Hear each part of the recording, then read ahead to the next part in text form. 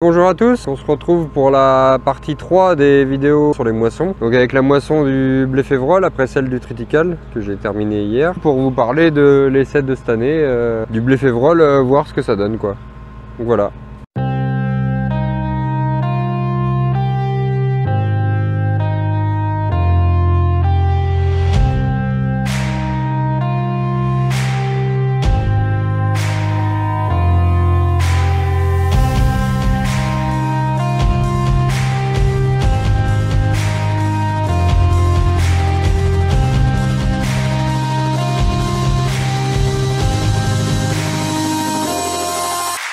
Donc voilà, donc ce que ça donne comme ce que donne la culture. Je suis assez surpris de la févrole. Je ne m'attendais pas à ce qu'elle soit aussi belle et surtout aussi haute. Vous allez sûrement le voir dans les images à suivre, mais en fait avec la machine, c'est pas que les rabatteurs ils trempent dans le. Je fais exprès de les faire tremper dans la févrole. C'est qu'en fait mes rabatteurs, moi, ils sont levés à fond et je peux pas les lever plus haut. Donc on voit au plus haut qu'elle est la févrole, elle fait un bon 1,80 m et c'est impressionnant parce qu'il y a vraiment des gousses sur toute la longueur. Donc c'est pour ça qu'en fait je suis obligé de ramasser comme si je ramassais le blé pour garder la paille, sauf que là je la garde pas. Et en fait je suis obligé de passer à 15-20 cm du sol pour être sûr de ramasser toutes les gousses, la févrole jusqu'en bas. Et en haut, je suis obligé de la plier un peu. C'est assez curieux à battre parce qu'on a l'impression comme si on battait des bouts de bois secs en fait. Ça c'est pas souple comme du blé ou quand ça met des coups de rabatteur dessus.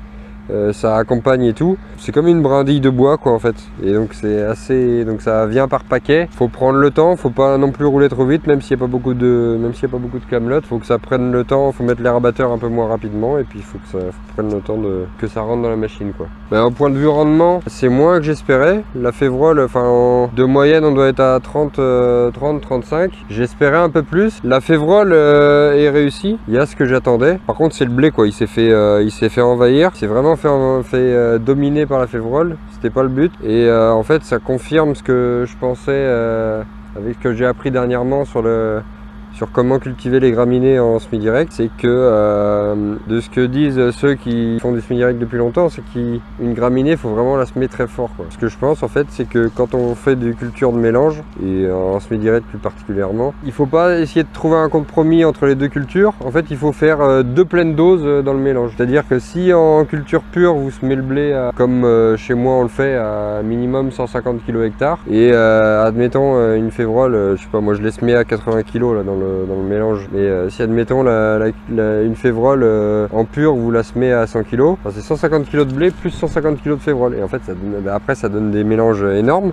Mais en fait il faut ça pour que ça réussisse. Surtout que après, donc point de vue rendement, c'est un peu décevant pour la réussite du test. Après c'est une bonne année en paille, une bonne année en rendement sur les autres. Sur le blé je pense que j'ai pas compté, mais avec l'habitude, je pense que je suis autour des 60-65 de moyenne. Pour le coin et la région d'élevage que c'est, la Gâtine, là où on est, c'est très correct, c'est comme une année normale. Donc en fait j'ai réussi à maintenir les rendements par rapport à du semis conventionnel sur sol travaillé, en mettant moins d'engrais, moins de fongi et moins de désherbants du coup, parce qu'il y a certaines parcelles que j'ai pas désherbées après le semis. J'ai désherbé avant en utilisant un coup de glyphosate, mais ça on le faisait même avant quand on faisait pas de semis direct. Au final on fait autant de rendement avec beaucoup plus de marge, donc c'est encourageant. Et bon, là c'est encore une fois, comme j'explique à chaque fois, c'est la marge d'erreur. On délie une surface à un essai, on voit ce que ça donne, on en tire les conclusions, et le but c'est d'améliorer ça la semaine prochaine, enfin l'année prochaine pardon. On n'a rien fait en fait sur cette culture, enfin désherbage glypho quoi, 1 litre de glypho, on a semé et puis ensuite on a fermé la barrière quoi, on a rien fait. Mon père lui aurait voulu faire un coup de fongicide, mais il n'aurait jamais pu passer dedans, parce que vous voyez la hauteur de la févrole, là elle est un peu courbée parce qu'elle a fané quoi avant le battage, mais enfin faut vous dire qu'il y avait de la févrole de ma hauteur quoi, donc pour passer avec le pulvé c'est très compliqué. Puis au final la culture n'était pas plus malade que ça, c'est vraiment juste le blé qui s'est fait dominer quoi. La févrole est réussie, c'est juste que le blé il manquait juste d'être semé plus fort à mon avis. Et je pense que après on aurait eu bien sûr sans engrais, on aurait eu un rendement qui aurait pu tourner de moyenne autour de 45-50 quintaux quoi. Le but avec les années c'est de se sevrer de l'engrais, mais faut pas rêver non plus. Le but c'est pas de faire les mêmes rendements qu'avec l'engrais, le but c'est que c'est d'être autonome sur la ferme et de par la surface, comme maintenant on fait plus de céréales vu qu'ils nous ont supprimé l'ICHN sur la région Nouvelle-Aquitaine, le but c'est de combler le rendement par la surface et d'essayer d'optimiser un maximum le rendement avec des solutions comme la Févrole là.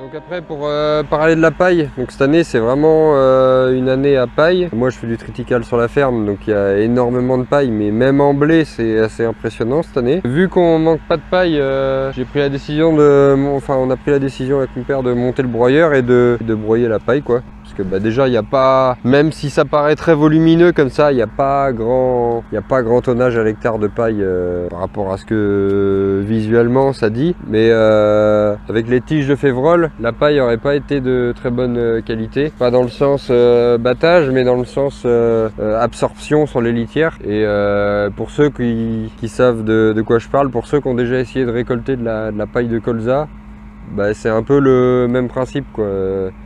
On court après la paille certains étés parce qu'il n'y en a pas assez. On se dit qu'on va récolter aussi de la paille de colza ou de la paille de pois, c'est à peu près pareil. Et au final, rendu au mois de décembre ou au mois de janvier, quand il pleut tous les jours et qu'on essaye de pailler les litières et qu'on n'a plus que ça, on regrette quoi parce que ça pompe rien du tout. Donc là c'est le cas, on manque pas de paille. Donc on va suivre le cycle semi-direct sur ces parcelles là le plus possible et donc on va couvrir le sol avec de la paille pour encore redonner au sol la matière organique qu'il a produit quoi. Donc voilà. Par contre on garde le grain.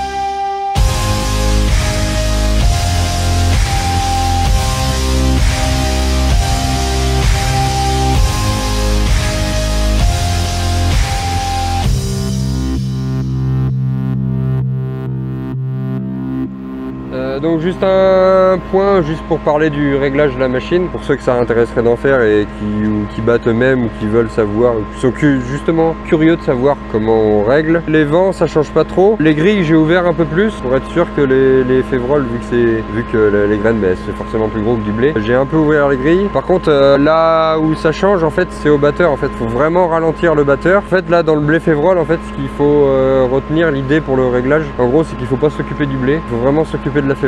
Il faut regarder comment ça monte, si ça casse faut vraiment ralentir. Pour se donner un ordre d'idée, mon compteur de batteur sur la machine, en gros dans le triticale j'étais à plus de 1000 tours, j'étais entre 1050 et 1100 tours au niveau du batteur. Et là je suis à 800 voire un peu moins pour le blé févrole. Et dans le blé j'étais aux alentours des 900, si ça donne un ordre d'idée. Même si les réglages dont je parle ça ne vaut que pour cette machine là.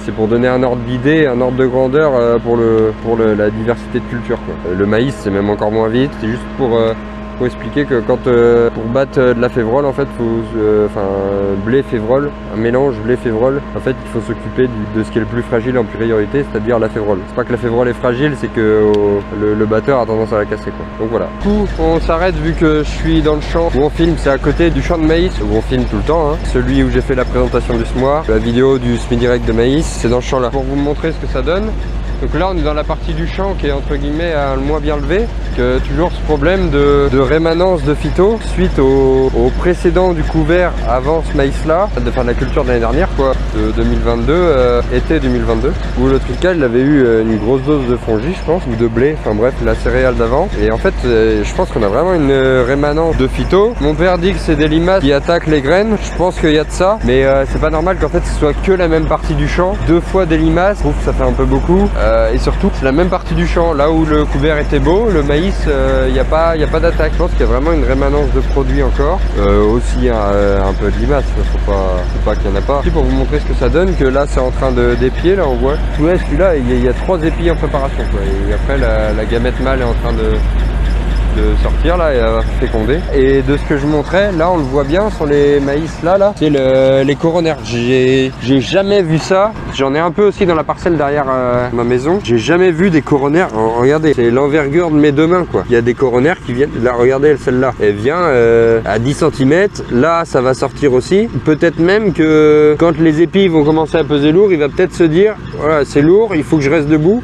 Donc peut-être qu'il va y encore y avoir une autre rangée par-dessus. Et dites-vous bien une chose, c'est que à semer à 37,5 et à écartement 25, enfin 20 ou 25 entre maïs, dites-vous bien que les maïs, là, ils poussent pas l'un contre l'autre, ils poussent ensemble. Là, les racines de celui-là rejoignent celles de celui-là. Tout le monde se tient ensemble, on crée un immense réseau de racines. C'est magnifique, j'ai jamais vu ça. Même l'année dernière que j'avais fait du semis direct, c'était semé en 75, j'avais pas mon semoir encore. Et là, on le voit, c'est le système racinaire est impressionnant. J'ai pas de bêche avec moi. Donc à chaque fois je peux pas faire le test de kéké qui font tous là, à bêcher le sol comme des malades pour montrer le système racinaire, mais déjà d'extérieur c'est très parlant quoi.